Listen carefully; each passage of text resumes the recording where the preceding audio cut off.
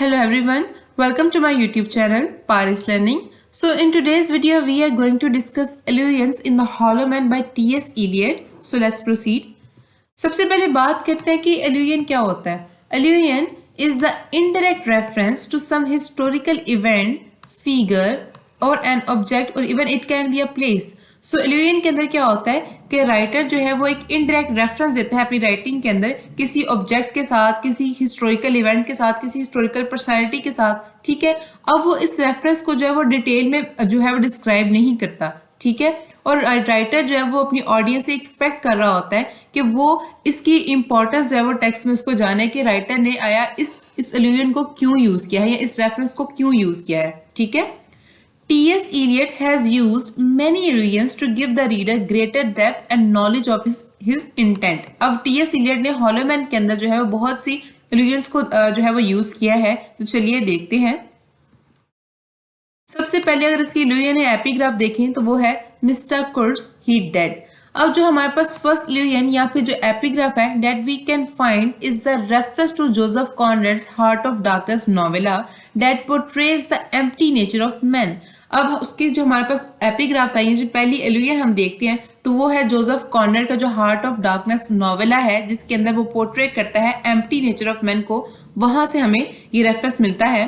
सो इसमें अंदर जो मिस्टर कुर्ट्स है ये हमारे पास है एक यूरोपियन ट्रेडर था who had travel to Africa in order to do his business. अब मिस्टर कुर्ट जो है वो हमारे पास एक यूरोपियन ट्रेडर था जो कि अफ्रीका ट्रेवल करता है फॉर बिजनेस और वहां पर जो है वो आइवरी जो है वो कलेक्ट करने की कोशिश करता है और जिसकी वजह से जो है वो मोरली इतना लैग, उसकी सोल जो है वो मोरली इतनी एम्प्टी हो जाती है. ठीक है, सो ये जो है हमारे पास जो स्पिरिचुअल एम्प्टीनेस है और जो the character who lacks a soul and have a spiritual emptiness is the true hollow man. तो उसकी जो स्पिरिचुअल एम्प्टीनेस है, ठीक है, और जो उसके ग्रीड है वो एक्चुअली में हॉलो मैन को शो करता है. ठीक है, दूसरा जी हमारे पास आता है a penny for the old guy. This allusion is the reference to Guy Fawkes who tried to blow up the parliament. ये रेफरेंस जो हमारे पास गाय फॉक के साथ है जो कि कैथोलिक था जिसने जो है पार्लियामेंट को जलाने की कोशिश की थी. But later he was caught. Here a penny for the old guy is called out on this holiday by the children who are attempting to buy fireworks in order to burn the straw figures of Fawkes. अब यहाँ पर जो हमारे पास जो गाय fox है उसके नाम पर जो है वो हॉलीडे मनाया जाता है जिसके अंदर बच्चे जो है वो फायरवर्क्स खरीदते हैं ताकि उसकी जो स्ट्रॉ फिगर्स बनाई जाती हैं उसको जलाया जा सके. ठीक है, सो यहाँ पर जो हमारे पास स्ट्रॉ फिगर है और जो पेनी फॉर द ओल्ड गाय जो हमारे पास एल्यूजन यूज की गई है वो एक्चुअली में रेफरेंस है. It symbolizes the physical emptiness and hollowness of modern man या फिर हॉलो मैन. ठीक है, उनकी जो फिजिकल एम्प्टीनेस है, जो उनकी जो हॉलोनेस है उसके साथ ही रेफरेंस है. ठीक है, नेक्स्ट ये हमारे पास आता है आइज. It is the reference to Dante's purgatory and paradise.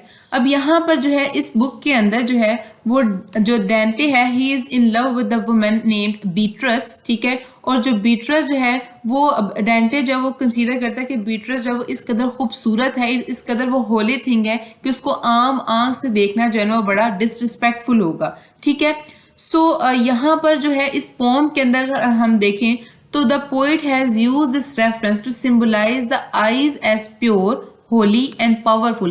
और हॉलो मैन के अंदर वो कहते हैं ना eyes I dare not to meet. तो यहाँ पर शो कर रहा है कि वो आईज जो है वो बड़ी प्योर है, वो बहुत होली है, वो पावरफुल है. सो हम कह सकते हैं कि these eyes are the eyes of God. ठीक है, जिससे हॉलो मैन जो है वो डरते हैं जो है वो मिलने से.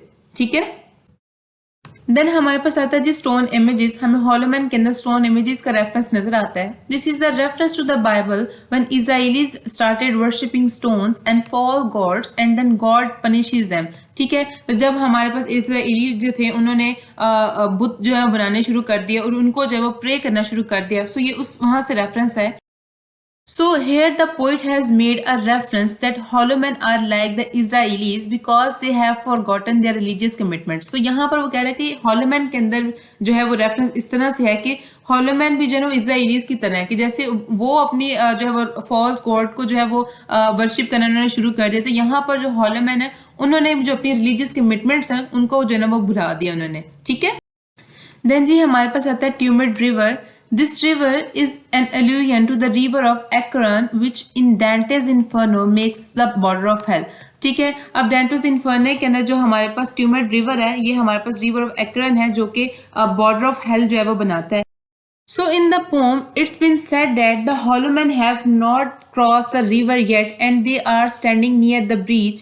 अब यहाँ पर जो वो बॉर्डर ऑफ हेल है, जो हॉलो मैन है, उन्होंने उस रिवर को अभी तक क्रॉस नहीं किया। इसका मतलब ये है कि they are not good enough for the heaven, मतलब इतने अच्छे नहीं है कि वो हेवन में जाएं, and they are not enough for the hell, मतलब इतने बुरे भी नहीं है कि वो हेल में जाएं।